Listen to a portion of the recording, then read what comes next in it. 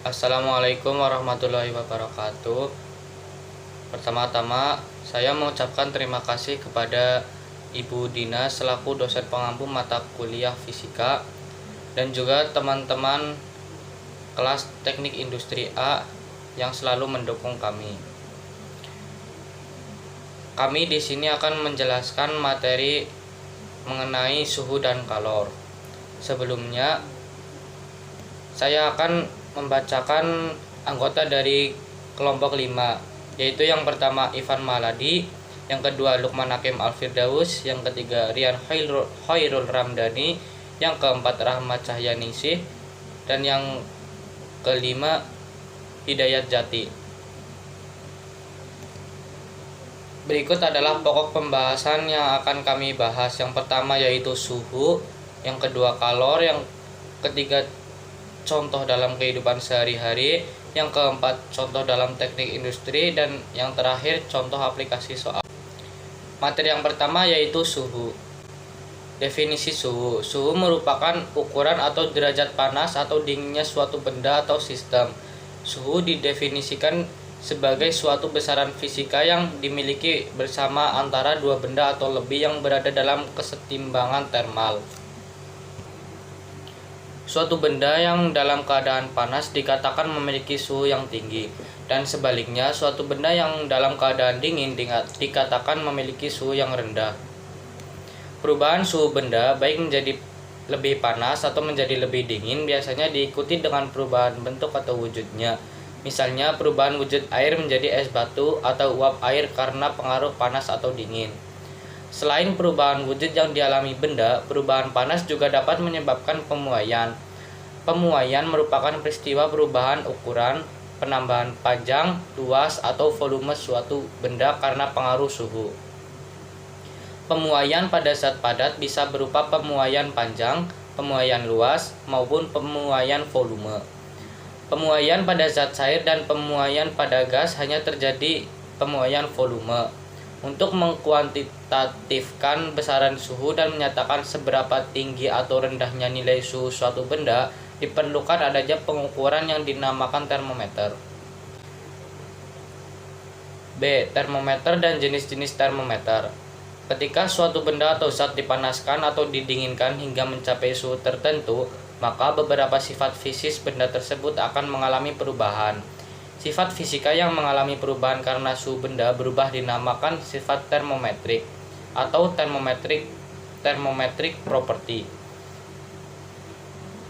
Beberapa contoh sifat termometrik benda diantaranya volume. Dalam hal ini kaitannya dengan pemuaian zat, bentuk baik itu zat padat, zat cair atau gas, tekanan, zat cair dan gas, hambatan listrik, gaya gerak listrik, dan intensitas cahaya. Berdasarkan sifat termometrik yang dimiliki suatu benda, jenis-jenis termometer diantaranya termometer zat cair, termometer gas, termometer hambatan, termokopel, terpirometer, termometer bimetal, dan sebagainya. Sedangkan berdasarkan hasil tampilan pengukurannya, termometer dibagi menjadi termometer analog dan termometer digital. Yang C. Penetapan skala suhu pada termometer. Untuk dapat mengkuantitatifkan hasil pengukuran suhu dengan menggunakan termometer, maka diperlukan angka-angka dan skala-skala tertentu. Penetapan skala yang terpenting adalah penetapan titik tetap bawah dan titik tetap atas sebagai titik acuan pembuatan skala-skala dalam termometer. Untuk penetapan titik tetap bawah sebuah termometer, pada umumnya dipilih titik beku air murni pada tekanan normal, yaitu suhu campuran antara es dan air murni pada tekanan normal. Sedangkan penetapan titik tetap atas sebuah termometer umumnya dipilih titik didih air murni, yaitu suhu ketika air murni mendidih pada tekanan normal. Setidaknya terdapat 4 macam skala termometer yang biasa digunakan, yaitu Celsius, Reaumur, Fahrenheit, dan Kelvin. Yang D. Pemuaian ekspansi termal. Yang pertama, pemuaian zat padat.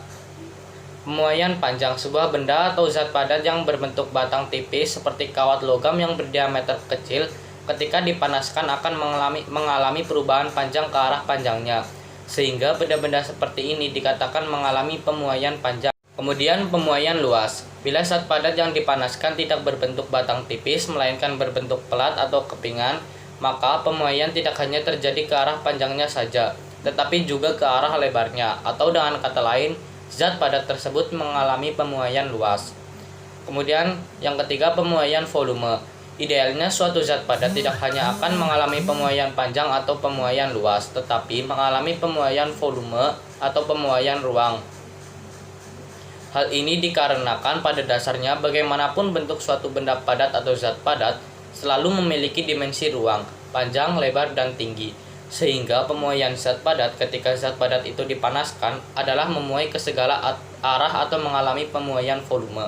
Manfaat dari pemuaian zat padat. Yang pertama yaitu pemasangan ban roda lori kereta api, yang kedua pembuatan keping bimetal, yang ketiga membuka tutup botol, yang keempat sambungan rel kereta api, dan yang kelima pemasangan kabel listrik atau kabel telepon. Yang kedua, pemuaian zat cair. Anomali air. Pada umumnya hampir setiap zat cair akan memuai bila dipanaskan dan akan menyusut bila didinginkan. Tetapi tidak demikian halnya dengan air. Pada suhu 0 derajat Celcius hingga 4 derajat Celcius, air menunjukkan perilaku yang berbeda, di mana bila dipanaskan maka volumenya akan menyusut atau berkurang, dan bila didinginkan maka volumenya akan mengembang atau memuai. Hal yang bertentangan dengan sifat pemuaian ini dinamakan anomali air. Selanjutnya yaitu pemanfaatan sifat pemuaian pada gas adalah dalam penggunaan termometer gas, yaitu dengan memanfaatkan perubahan volume gas pada tekanan tetap. Pemuaian pada gas memenuhi 3 hukum fisika, yaitu hukum Boyle, hukum Charles atau hukum Gay-Lussac, dan hukum tekanan. Pertama yaitu hukum Boyle. Hukum Boyle menyatakan bahwa tekanan suatu massa tertentu gas pada suhu tetap berbanding terbalik dengan volumenya. Yang kedua yaitu hukum Charles atau Gay-Lussac. Hukum Charles atau hukum Gay-Lussac menyatakan bahwa pada tekanan tetap, volume gas sebanding dengan suhunya. Kemudian yang ketiga, hukum tekanan. Hukum tekanan menyatakan bahwa pada volume tetap, tekanan suatu massa gas tertentu sebanding dengan suhunya. Baik, selanjutnya saya akan menjelaskan tentang kalor. Fenomena kalor. Kalor adalah salah satu bentuk energi yang bisa berpindah dari benda dengan suhu yang lebih tinggi ke benda yang bersuhu lebih rendah jika keduanya dipertemukan atau bersentuhan. Dua benda yang memiliki suhu yang berbeda ketika dipertemukan, maka akan muncul kalor yang mengalir dan atau berpindah. Sebagai energi, kalor dapat berpindah dari satu tempat ke tempat yang lainnya, dari satu keadaan ke keadaan lainnya. Kita tentu masih ingat bahwa energi bersifat kekal. Energi tidak dapat diciptakan dan tidak dapat dimusnahkan. Tetapi energi dapat berubah bentuk atau berpindah dari suatu keadaan ke keadaan lainnya. Pernyataan ini dikenal dengan hukum kekekalan energi. Pada dasarnya, setiap benda atau zat dapat berubah dari satu wujud, padat, cair, dan gas, ke wujud lain, dan perubahan ini terjadi karena adanya peranan kalor. Proses perubahan wujud pada suatu benda dapat digambarkan pada diagram berikut. Pada proses mencair atau melebur, menguap, dan menyublim, zat membutuhkan sejumlah kalor, yang artinya ada perpindahan kalor dari lingkungan kepada zat dan kalor itu sendiri digunakan untuk merubah wujud dari padat menjadi cair, atau dari cair menjadi gas, atau dari padat menjadi gas. Pada proses membeku, mengembun, dan mendeposit, zat melepaskan sejumlah kalor, yang artinya ada perpindahan kalor dari zat kepada lingkungan pada saat terjadinya perubahan wujud. B. Perpindahan kalor. Konduksi. Konduksi atau disebut hantaran merupakan salah satu cara perpindahan kalor melalui suatu perantara zat tanpa disertai perpindahan bagian-bagian dari zat itu. 2. Konveksi. Konveksi merupakan salah satu cara perpindahan kalor melalui suatu zat disertai oleh perpindahan zat tersebut. Perpindahan kalor secara konveksi hanya terjadi pada zat cair dan gas fluida. 3. Radiasi.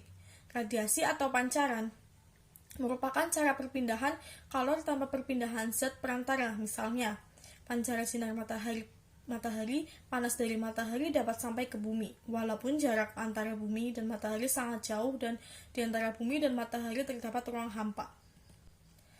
C. Kalor, kapasitas kalor, kalor jenis, dan kalor laten. 1. Kapasitas kalor. Bila sejumlah kalor atau energi panas ditambahkan pada suatu zat, maka suhu zat itu tentu akan naik. Kecuali pada saat perubahan wujud, misalnya air menguap atau es mencair. Banyaknya kalor yang diperlukan untuk menaikkan suhu suatu zat sebanding dengan perubahan temperatur zat tersebut. Secara matematis, hubungan tersebut dinyatakan sebagai berikut, dengan C merupakan kapasitas kalor zat. Kapasitas kalor didefinisikan sebagai banyaknya kalor atau energi panas yang dibutuhkan untuk menaikkan suhu suatu benda sebesar 1 derajat Celcius atau 1 Kelvin. Oleh karena satuan untuk kalor adalah Joule dan satuan suhu adalah Kelvin, maka satuan untuk kapasitas kalor adalah Joule atau Kelvin. 2. Kalor jenis. Di samping kapasitas kalor, ada besaran lain yang berkaitan dengan kalor, yaitu kalor jenis zat.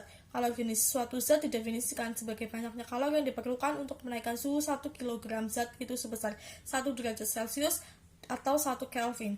Atau dengan kata lain, banyaknya kalor yang diperlukan untuk menaikkan suhu suatu zat sebanding dengan perubahan temperatur dan massa zat tersebut. Secara matematis, hubungan tersebut dinyatakan sebagai berikut. Dengan M merupakan massa zat dan C merupakan kalor jenis zat. Dari persamaan-persamaan di atas, kita melihat adanya hubungan antara kalor jenis zat dengan kapasitas kalor zat. Sehingga kita memperoleh hubungan antara kalor jenis zat dan kapasitas kalor zat sebagai berikut. Berdasarkan persamaan tersebut, maka satuan kalor jenis zat adalah Joule atau kilogram Kelvin. 3. Kalor laten. Kita tahu bahwa bila sejumlah kalor ditambahkan pada suatu zat akan menyebabkan kenaikan suhu zat tersebut. Bila kalor tersebut terus-menerus ditambahkan kalor, maka suatu ketika zat tersebut akan berubah wujud. Misalnya, kita merebus air, maka pada suatu saat air tersebut akan mendidih dan berubah menjadi uap air. Kalor yang diperlukan oleh suatu zat untuk berubah wujud dinamakan kalor laten, dan besarnya kalor laten ini berbeda-beda, bergantung dari jenis zatnya. Berdasarkan kalor yang diperlukan pada perubahan wujud, suatu benda dinyatakan oleh persamaan berikut. Dengan L merupakan kalor laten. Nilai kalor laten zat ini bergantung dari proses perubahan wujud yang terjadi. Pada saat benda melebur, berubah wujud dari padat menjadi cair atau sebaliknya, maka kalor laten yang digunakan adalah kalor laten lebur dan biasanya disebut kalor lebur atau kalor beku. Pada saat suatu benda menguap, berubah wujud dari cair menjadi gas atau sebaliknya, maka kalor laten yang digunakan adalah kalor laten didih dan biasanya disebut kalor didih atau kalor uap. Saya di sini akan menjelaskan tentang contoh suhu dan kalor di kehidupan sehari-hari. Itu ada 3, yaitu konveksi, radiasi, dan konduksi. Kalau konveksi itu ketika kita sedang memasak air yang berada di bagian bawah mendapatkan panas lebih dahulu, kemudian pindah ke bagian atas tempat suhu dingin. Dengan demikian, suhu dingin pindah ke bawah. Radiasi. Ketika matahari bersinar terik pada siang hari, maka kita akan merasakan gerah atau kepanasan.